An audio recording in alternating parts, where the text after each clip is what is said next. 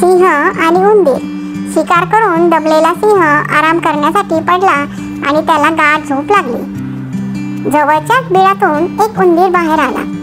सिंहाच्या अंगावरून दुडू दुडू धावू लागला. सिंहाला जाग आली. त्याने उंदराला पकडले. झोप मोडल्यामुळे तो खूप रागवला होता. सिंह महाराज, मला सोडून द्या. तुमच्यावर संकट येईल तेव्हा मी नक्की तुम्हाला मदत करेन. उंदराने गयावया केली. हा हा हा, तू मला कशी काय मदत करणार? तुझ्यावर दया येत आहे म्हणून मी तुला सोडून देतो. जा पळ. सिंह गुरकावला. उंदीर लगेच बिळात नाहीसा झाला.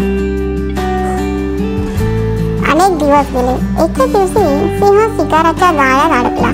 खूप प्रयत्न करूनही तो जाळ्यातून स्वतःला सोडू शकला नाही. सिंह गर्जना करू लागला. उंदराने सिंहाची गर्जना ऐकली तेव्हा लगबगीने सिंहाजवळ आला.